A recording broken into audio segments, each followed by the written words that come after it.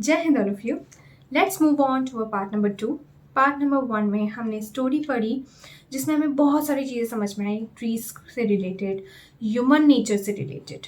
ठीक है, कैसे लोग अपनी ट्रीज के लिए बहुत ज़्यादा केयर दिखाते हैं, कैसे वो उनकी जान बचाने के लिए बहुत कोशिश करते हैं। Okay, now let's move forward and let's see what's next. Now, next is the village is protected. अब आगे क्या हुआ उसमें हम देखते हैं. The villagers' strong feelings for trees affected the king greatly. और जो विलेजर्स की, जो गांव के लोगों की स्ट्रॉन्ग फीलिंग थी ट्रीज को लेके, ठीक है, उसने किंग को बहुत ज्यादा इफेक्ट किया, मतलब किंग को बहुत ज्यादा चेंज कर दिया. देखो, पहले जो किंग था वो क्या चाहता था, वुड काटना और उसके लिए अपने पैलेस के लिए ट्रीज को हटाना चाहता था.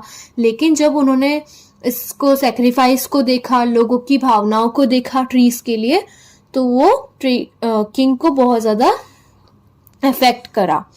ही ordered that from then on no tree would be cut and no animals would be harmed in that area. उसके बाद से किंग ने ये ऑर्डर दिया सबको, ये हुक्म किया कि अब से कोई भी ट्री या कोई भी एनिमल्स को कभी भी नुकसान नहीं होना चाहिए इस प्लेस पे. ना कोई ट्री कटेगा, ना कोई एनिमल्स को हार्म करेगा.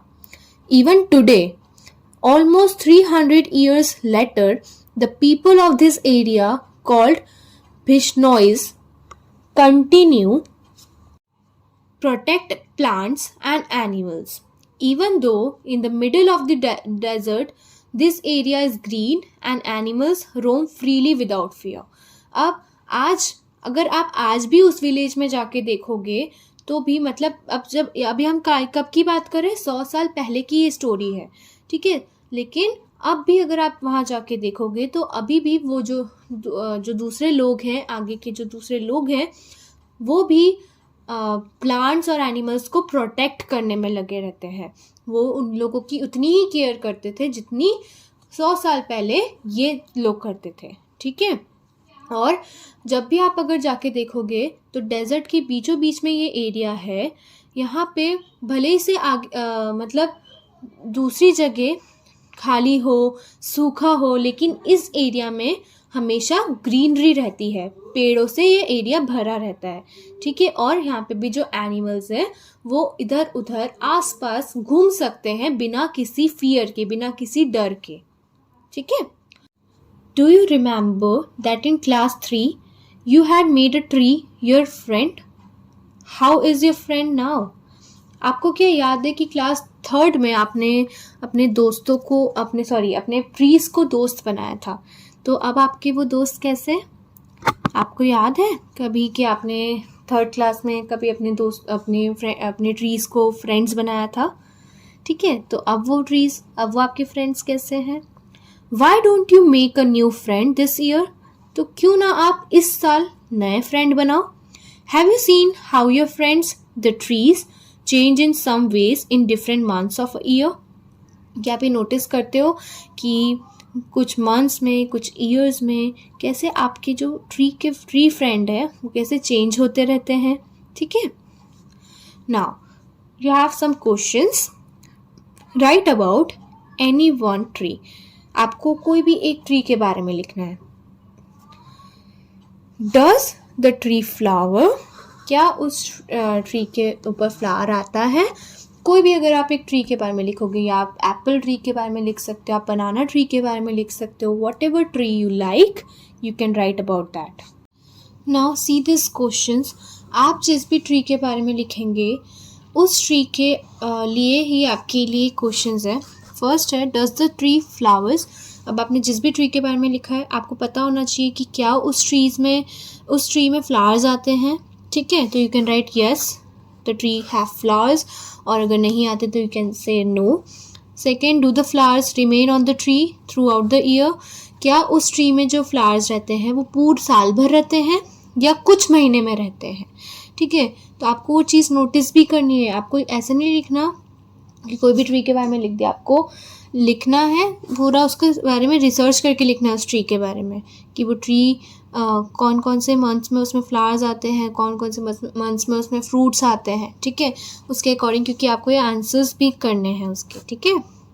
Now in which month do their leaves fall, और कौन से मंथ में उसकी लीव्स झड़ने लगती है, गिरने लगती है, ठीक है। Do fruits grow on the tree, क्या उस ट्री पे फ्रूट्स ग्रो करते हैं, क्या उस ट्री पे फ्रूट्स आते हैं। अगर आते तो you can write yes, the trees have fruits, और fruits grows on the tree, और नहीं आते तो you can say no. In which month do they grow, कौन से मंथ में वो उसके फ्रूट्स ग्रो करते हैं। Have you eaten these fruits, तो क्या आपने उसके फ्रूट्स खाए हैं कभी, okay. Sometime back you have read in the newspaper or seen on television how some film actors had to face legal action for hunting black buck. कभी कभी आपने टेलीविज़न में या न्यूज़पेपर में पढ़ा हो या देखा हो कि कुछ कुछ ऐसे लोग रहते हैं, ऐसे कुछ फिल्म एक्टर्स रहते हैं जिनके थ्रू लीगल एक्शन लिया गया था ब्लैक बक को हंट करने का। ब्लैक बक मतलब एक जो काला टाइप का हिरन होता है जिसके सींग थोड़े डिज़ाइन में रहते हैं, उसको बोलते हैं। तो आपने देखा होगा कि उन लोगों ने उनको जब वो ब्लैक बक को हंट किया, मारा, तो उनके लिए उनके थ्रू लीगल एक्शन लिया गया उनके, ठीक है, उनके ऊपर।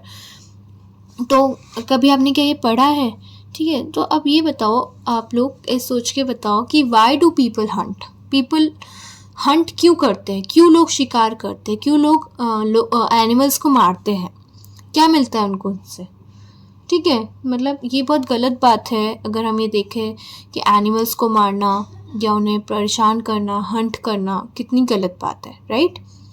There are rules against hunting of some animals, people can be punished for hunting, why do you think there is this punishment, okay.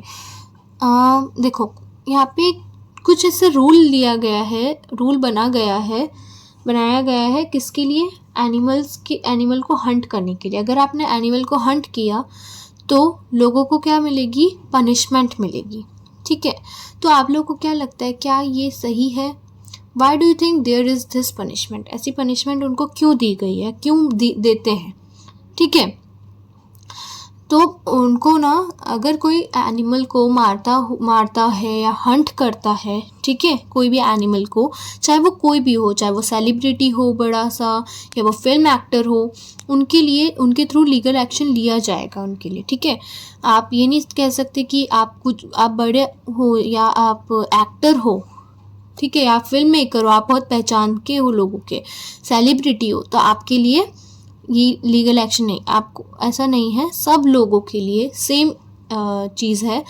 अगर कोई भी एनिमल को हंट करता है तो उनको पनिशमेंट मिलती है, ठीक है। तो आपको क्या लगता है कि पनिशमेंट क्यों रखी गई है। देखो, अगर पनिशमेंट नहीं मिलेगी लोगों को तो लोग क्या करेंगे, डरेंगे नहीं, उन्हें ये डर नहीं लगेगा कि अगर हमने ये किया तो पनिशमेंट मिल सकती है, ठीक है। इसलिए talk to your grandparents and find out. अब आप लोगों को अपने ग्रैंड पेरेंट्स से बात करनी है और कुछ क्वेश्चंस के आंसर्स फाइंड आउट करने हैं। Which birds did they see around them when they were of your age. आप लोगों को अपने ग्रैंड पेरेंट्स से बात करनी है, उनसे ये पूछना है कि ऐसे कौन से बर्ड्स हैं जो वो लोग उस टाइम पे देखते थे जब वो लोग आपकी एज के थे, ठीक है। यहाँ आंसर लिखेंगे आप। Have the number of some of these birds become less. क्या उनमें से जो वो बर्ड्स को उस टाइम देखते थे, क्या उनके नंबर्स धीरे धीरे कम हो रहे हैं, ठीक है। तो यू कैन राइट येस और नो वट एवर दे से। आर देयर सम बर्ड्स और animals which they can not see any more. क्या उनमें से ऐसे कोई एनिमल्स या ऐसे कोई बर्ड्स है जो उस टाइम देखते थे लेकिन अब वो उन्हें नहीं देख पाते ज़्यादा। तो ऐसा क्यों, ठीक है, क्यों, क्योंकि लोग क्या करते हैं, लोग एनिमल्स को हंट करते जा रहे हैं और उन्हें भी उनकी जो काउंटिंग है वो कम होती जा रही है। शांति's grandfather told her that when he was a small child he saw more birds like sparrows and manna than he sees today. शांति के ग्रैंडफादर ने उसको ये बताया कि जब वो छोटे थे तब वो ज़्यादा से ज़्यादा बर्ड्स देख पाते थे। कौन कौन सी बर्ड्स, जैसे स्पैरो, मैना, उस टाइम पे वो बहुत सारी इस टाइप की बर्ड्स देख पाते थे जो वो अब नहीं देख पाते, ठीक है, उन्हें अब वो बर्ड्स ज़्यादा नहीं दिख पाती जितनी वो उनको पहले दिखती थी। क्यों ऐसा, आप लोगों को क्या लगता है क्यों? क्योंकि ऐसा जो इसलिए ऐसा हुआ क्योंकि जो बर्ड्स की काउंटिंग है वो धीरे धीरे कम होती गई। ठीक है, तो आप लोगों को ऐसी 2 गेसेस करने हैं, ऐसे 2 अंदाज़ा लगाना है अपने अकॉर्डिंग कि ऐसा क्यों हुआ या ऐसा क्यों होता है कि जो बर्ड्स के नंबर है वो दिन पे दिन कम क्यों होते जा रहे हैं। ठीक है, जो बर्ड्स उस टाइम पे ज़्यादा थी अब वो कम होती जा रही हैं, ऐसा क्यों? ठीक है, तो ऐसे 2 गैसेस आपको यहाँ लिखने हैं। ठीक है, आप अपने अकॉर्डिंग लिख सकते हो। ठीक है, कैसे क्यों ऐसा हो रहा है, हो सकता है हमारे कारण ऐसा हो रहा हो, हम लोग ऐसी कोई गलती कर रहे हो, या टेक्नोलॉजी के कारण, आप अपने अकॉर्डिंग यहाँ लिख सकते हैं। Next, the khejri tree was the most common tree that grew in Amrita's village. हमने अमृता की स्टोरी पढ़ी, उसके विलेज के बारे में हमने ये देखा था, वहाँ पे खेजादी ट्री ग्रो होते हैं, तो बहुत कॉमन ट्री है। ठीक है, बहुत ज़्यादा कॉमन ट्री है जो कि डेजर्ट एरिया में ग्रो होते हैं। Which kind of trees can you see a lot of in your area, name 2 such trees. आप लोगों ने अपने एरिया में देखा होगा कि कुछ टाइप के ट्रीज ग्रो होते हैं, तो कौन कौन से ऐसे टाइप के ट्री हैं जो ज़्यादा आपको देखने को मिलते हैं? जैसे खेजादी ट्री उसके विलेज में थे, आप लोगों के एरिया में कौन कौन से ऐसे ट्रीज हैं? ठीक है, आपको 2 ऐसे ट्रीज का नाम बताना है। Next, find out more about these trees from your elders.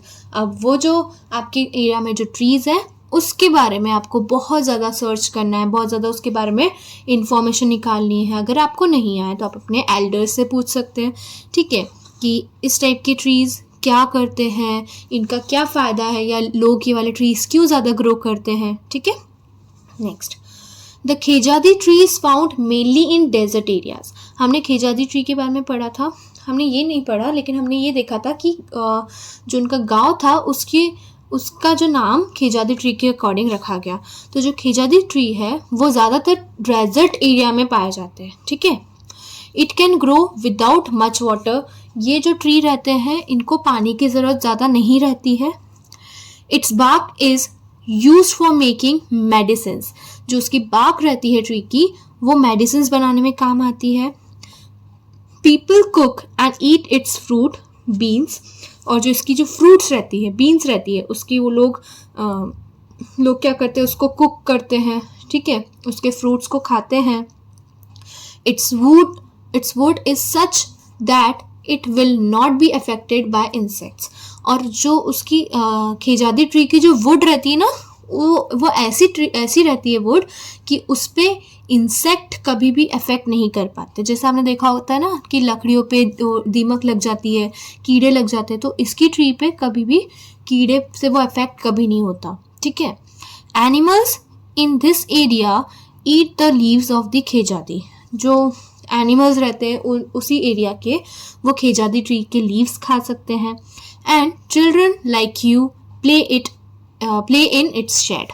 अब जो बच्चे हैं, जैसे आप लोगों के जैसे बच्चे, और हमने देखा था, कौन को देखा था, अमृता को, वैसे जो बच्चे रहते हैं वो उन ट्री की शेड्स में खेल पाते हैं। ठीक है, तो दिस वॉज अवर स्टोरी, हमारी स्टोरी थी। हमने बहुत सारा सीखा, हमने ये भी देखा कि कैसे लोगों ने अपने लाइफ को सेक्रीफाइस किया ट्रीज़ की जान बचाने के लिए। ठीक है, हमने ये देखा कि उसके बाद से किस टाइप से चेंज आया उस विलेज में, और अभी तक वो चेंज चल रहा है। अभी तक लोग अपने ट्रीज़ को हार्म नहीं होने देते, अपने एनिमल्स को हार्म नहीं होने देते। ठीक है, तो दिस वॉज अवर चैप्टर।